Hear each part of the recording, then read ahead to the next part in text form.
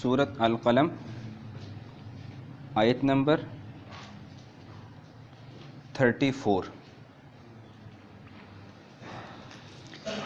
اعوذ باللہ من الشیطان الرجیم، بسم اللہ الرحمن الرحیم۔ ان للمتقین عند ربهم جنات النعیم، افنجعل المسلمین كالمجرمین، ما لكم كيف تحكمون، ام لكم كتاب فيه تدرسون، ان لكم فيه لما تخيرون، ام لكم ايمان علينا بالغة الى يوم القيامة، ان لكم لما تحكمون، سلهم أيهم بذلك زعیم۔ بے شک پرہیز گاروں کے لیے ان کے رب کے پاس نعمتوں والے باغات ہیں۔ کیا ہم ماننے والوں اور مجرموں کو ایک جیسا کر دیں گے؟ تمہیں کیا ہو گیا ہے؟ تم کس قسم کے فیصلے کرتے ہو؟ یا تمہارے پاس کوئی کتاب ہے جس میں یہ سبق پڑھتے ہو کہ جو تم چاہو گے وہی ہوگا؟ یا ایسا ہے کہ تم نے اللہ کو قسم دے رکھی ہے قیامت تک کہ جو تم کہو گے ویسا ہوتا رہے گا؟ آپ ان سے سوال کیجئے کہ ان ساری چیزوں کا کس کو اتنا بڑا گمان ہے اور زوم ہے؟ ام لہم شرکاء، کیا انہوں نے بھی کوئی شریک ٹھہرا رکھے ہیں؟ انہیں چاہیے اگر یہ سچے ہیں تو اپنے شریک لے آئیں۔ آج کی آیات میں اللہ پاک نے سب سے پہلے انعامات کا تذکرہ کیا کہ متقی پرہیزگار گناہوں سے بچنے دور رہنے والوں کے لیے اللہ نے بڑی نعمتیں تیار کر رکھی ہیں، جنہیں جنتیں کہا جاتا ہے، جنہیں باغات کہا جاتا ہے۔ اور قرآن پاک میں آتا ہے کہ اللہ کے قریبی دوست ولی بننا چاہتے ہیں تو ان اولیاءہ الا المتقون، گناہوں سے جو جتنا بچتا چلا جاتا ہے وہ اللہ کا اتنا ہی بڑا ولی دوست بنتا چلا جاتا ہے۔ بعض صحابہ فرمایا کرتے تھے کہ جیسے کانٹوں بھرے راستے سے گزرتے ہوئے انسان اپنے لباس چادر کو بچا بچا کے چلتا ہے، ایسے ہی گناہوں والے راستوں سے اپنے دامن کو بچا کے چلتا ہے تو وہ متقی ہوتا ہے۔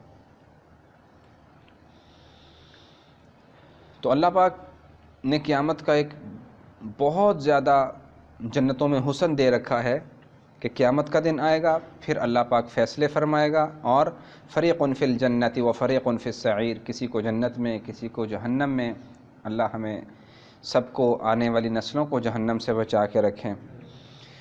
تو اللہ پاک فیصلے کر دے گا۔ پھر ایک صحابی تھے خباب رضی اللہ عنہ، انہوں نے کسی کافر کی تلوار بنائی، لوہے کا کام کرتے تھے۔ پیسے لینے کے لیے گئے تو کہنے لگا کہ پیسے لے لو لیکن کہہ دو کہ محمد کی نبوت کا میں قائل نہیں ہوں، ایمان نہیں رکھتا۔ انہوں نے کہا بھی یہ تو نہیں ہو سکتا، ایسا تو پاسبل نہیں ہے، قیامت کا دن آئے گا، مجھے اس دن کے عذاب سے ڈر لگتا ہے، یہ کام نہیں کروں گا تھوڑے سے پیسے کے عوض نبی کی نبوت کا انکار کر دوں۔ اس نے کہا بھی قیامت آئے گی؟ انہوں نے کہا جی آئے گی۔ پھر دوبارہ اٹھیں گے؟ ہاں جی اٹھیں گے۔ کہنے لگا کہ اچھا ٹھیک ہے، پھر باقی پیسے وہیں جا کے لے لینا، ادھر ہی دے دوں گا تمہیں۔ تو اللہ پاک نے ارشاد فرمایا افنجعل المسلمین کالمجرمین، ہم مسلمانوں کو مجرموں کو اکٹھا کر دیں گے۔ یہ اس جملے کے جواب میں بولا جو اس نے آگے بولا تھا۔ آگے اس نے یہ بولا کہ تم لوگ ادھر بھی غریب، ادھر بھی تمہارے حال پتلے اور ماڑے، تو ہم آگے جا کے بھی ایسے ہی ہوں گے، تم آگے جا کے بھی ہمارے انڈر ہی کام کرو گے، ادھر بھی ہمارے نیچے کام کر رہے ہو ادھر بھی کرو گے، ادھر مال دولت ہمارے پاس زیادہ ادھر بھی ہمارے پاس۔ اگر یہ سب کچھ ہوا جو تم کہتے ہو تو پھر ادھر بھی ہم اپر لیول پہ ہوں گے۔ اللہ نے فرمایا کہ کیا ہم وہاں پر مجرموں کو اور اسلام کے ماننے والوں کو ایک صف میں کھڑا کر دیں گے؟ کیا ہم تہجد پڑھنے والوں کو، شراب پینے والوں کو ایک صف میں کھڑا کر دیں گے؟ یہ اللہ کا ضابطہ نہیں ہے، اللہ نے علیحدہ علیحدہ درجات بنا رکھے ہیں۔ تو تم یہ کس بات پہ کہہ رہے ہو کہ ادھر بھی ہم اوپر ہوں گے؟ کیف تحکمون، خود ہی فیصلے کر رہے ہو۔ ام لکم کتاب فیہ تدرسون، یا تمہیں کوئی کتاب لکھ کے دی گئی کہ بھی جو تم چاہو گے وہاں پہ وہ ہوگا؟ ایسا نہیں ہوتا۔ ہوتا کیا ہے؟ جو اللہ چاہے گا وہ ہوگا۔ اللہ نے ہمیں راستے دکھائے کہ دیکھو یہ دو راستے ہیں، ان دونوں میں سے ایک چن لو، اور وَهَدَيْنَاهُ النَّجْدَيْن، دونوں راستے تمہارے سامنے ہیں۔ اِنَّا هَدَيْنَاهُ السَّبِيلَ هَدَيْنَاهُ السَّبِيلَ إِمَّا شَاكِرًا وَإِمَّا كَفُورًا، اچھے لوگوں کا، برے لوگوں کا۔ عمر ہے کتنی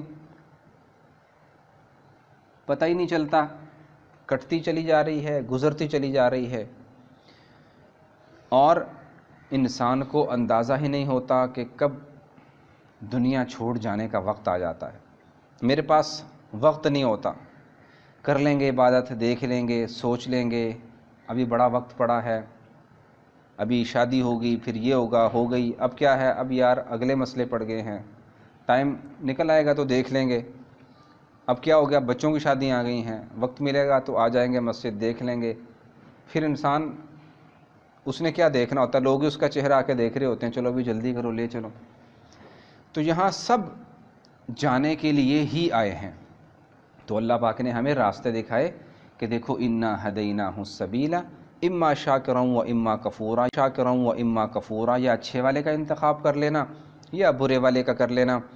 اگر ہم لوگ سارے کے سارے اچھے والے راستوں کا انتخاب کر لیں تو اللہ پاک کی انعام دیتے دیتے سلطنت میں کوئی کمی نہیں آتی۔ برے راستوں کا انتخاب کر لیں تو جہنم کو بھرتے بھرتے اس کی جہنم میں کمی نہیں آتی، نفع بھی ہمارا ہے، نقصان بھی ہمارا ہے۔ ہمیں بتا دیا گیا کہ نفع بھی آپ کا، نقصان بھی آپ کا، عقل بھی دے دی ہے، مرضی تمہاری ہے، جو دل کرتا ہے کرتے جاؤ، دنیا میں پوچھ کوئی نہیں، آخرت میں چھوڑوں گا نہیں۔ لیکن یہاں پہ اللہ پاک کیا کرتے ہیں کہ اس کی زندگی تنگ کر دیتے ہیں۔ فَلَا معیشتاً ضنکا، جو دین پہ نہیں چلتے، اس کے احکامات پہ نہیں چلتے، اللہ ان کی زندگیاں تنگ کر کے رکھ دیتے ہیں۔ پیسہ ہے، دولت ہے، کوٹھیاں ہیں، گاڑیاں ہیں، سکون نام کی چیز کوئی نہیں ہوگی، اور در بدر ڈاکٹروں کے پاس دھکے کھاتے ہوئے نظر آئیں گے، نیند نہیں، دھکے کھاتے ہوئے نظر آئیں گے، نیند نہیں آتی، ایک گولی، پھر نہیں آ رہی دوسری گولی، سکون کوئی نہیں ہے۔ سکون اللہ پاک نے ایک بڑا واضح راستہ بتا دیا کہ میرے دین پہ آؤ گے تو سکون دے دوں گا، محل میں ہیں تو بھی، نہیں ہیں تو بھی، جھونپڑی میں ہیں تو بھی دے دوں گا، نہیں آؤ گے تو پھر پوری دنیا کے بادشاہ بن کے بھی آ جاؤ۔ یہ ہم نے رکھا ہے بذکر اللہ، اپنی یاد کے اندر، اپنے دین کے اندر۔ اور جو لوگ دین پہ چلتے ہیں اللہ پاک کہتے ہیں کہ فَلَنُحْيِيَنَّهُ حَيَاةً طَيِّبَةً، ہم انہیں بڑی پاکیزہ، بڑی خوبصورت لائف دے دیتے ہیں، وہ بڑے انجوائے کرتے رہتے ہیں سکون کے ساتھ، کیونکہ قرآن پاک میں آتا ہے ہم ان کی زندگیاں آسان کر دیتے ہیں، ہم ان کے راستے آسان کر دیتے ہیں، مشکلات سے نکلنے کا ایگزٹ راستے سارے واضح کر دیتے ہیں۔ وَمَن يَتَّقِ اللَّهَ يَجْعَل لَّهُ مَخْرَجًا، مشکل آئے گی تو راستہ سامنے ہے، من امرہ یسرا، من امرہ یسرا، زندگی ہے تو آسان کر دیں گے۔ اور اللہ پاک نے یہ بھی فرمایا کہ تم لوگ کہتے ہو ہم وہاں بھی بڑے اچھے ہوں گے، ادھر بھی اچھے، آگے بھی اچھے، کیا تم نے اللہ کو کوئی قسم دے رکھی ہے کہ یا اللہ بس جو ہم چاہیں آپ نے ویسے ہی فیصلے کرنے ہیں، یا تمہارے پاس اللہ کے علاوہ کوئی اور شریک بھی ہے کہ جو تمہیں قیامت کے دن اللہ کی پکڑ سے بچا سکے؟ اللہ پاک وحدہ لا شریک ہے، کوئی اس کا شریک نہیں، وہ اکیلا ہے۔ تو ایسا کوئی شریک نہیں ہوتا کہ جی بابا جی کا دامن پکڑ لو، نہ نمازوں کی ضرورت ہے نہ روزوں کی ضرورت ہے، سستا پیکج، سیدھے بس بیڑے پار، ایسا پیکج انسان کو جہنم کی طرف لے جاتا ہے۔ ایسا کوئی پیکج نہیں ہوتا کہ بابا جی کو پکڑ لو اور بیڑے پار ہو جائیں گے۔ یہ چاہے لوگوں نے یہی کام کیے ہوئے ہوتے ہیں، جا کے ناچ رہے ہوتے ہیں، دھمالیں ڈال رہے ہوتے ہیں، ابھی یہ کیا ہے، دھمالیں ڈال رہے ہوتے ہیں، ابھی یہ کیا ہے، بیڑے پار ہو جائیں گے۔ اس سے بیڑے نہیں پار ہوتے، ناچنے گانے سے، مراسیزم سے بیڑے نہیں پار ہوتے۔ اللہ کو ایک ماننے سے بیڑے پار ہوتے ہیں، اور نبی علیہ السلام کی مان کر چلنے سے بیڑے پار ہوتے ہیں۔ یہ تو عجیب و غریب قسم کے طریقے ہیں۔ اس سے کیا ہوتا ہے، یہ اسلام کا کون سا ایسا خوبصورت منظر ہے کہ جو ہم غیر مسلموں کے سامنے رکھیں؟ دیکھو اسلام کیسا خوبصورت ہے، آ کے ناچو، بھنگ پیو، گندے کپڑے پہنو۔ سنت کے اندر اللہ پاک نے ایک عجیب نورانیت رکھی ہے۔ میرے نبی کے ہر طریقے میں اللہ پاک نے بھرپور نورانیت رکھی ہوئی ہے۔ اور ایک صحابی نے دوڑ لگائی مسجد میں، رکعت نہ نکل جائے۔ نبی علیہ السلام نے پوچھا بھی کہ یہ کیا ہوا تھا، دوڑ رہا تھا کوئی بندہ؟ انہوں نے کہا اللہ کے نبی میں تھا۔ آپ کیوں دوڑ رہے تھے؟ انہوں نے کہا جی رکعت نہ نکل جائے۔ فرمایا تمہارا یہ ویسے حرص تو بڑی اچھی ہے، خواہش تو بہت اچھی ہے کہ رکعت نہ نکلے، لیکن اس کے لیے دوڑنا اچھا نہیں ہوتا، پہلے آیا کرو۔ ایک بات۔ دوسرا ارشاد فرمایا کہ دوڑنا مومن کے وقار کے خلاف ہے مسجد کے اندر۔ ٹھیک ہے، باہر جاگنگ کرنی ہے تو ضرور کریں، مسجد میں دوڑنا مومن کے وقار کے خلاف ہے تو ایسا کوئی کام نہ کیا کرو کہ تمہارے وقار کے اوپر آنچ آئے، حرف آئے۔ تو یہ کون سا مومن کے وقار میں چیزیں جاتی ہیں، یا اس کی بڑی شان ہے کہ وہ 2-4 سٹیپس لے گا اور جناب اس کے بیڑے پار ہو جائیں گے؟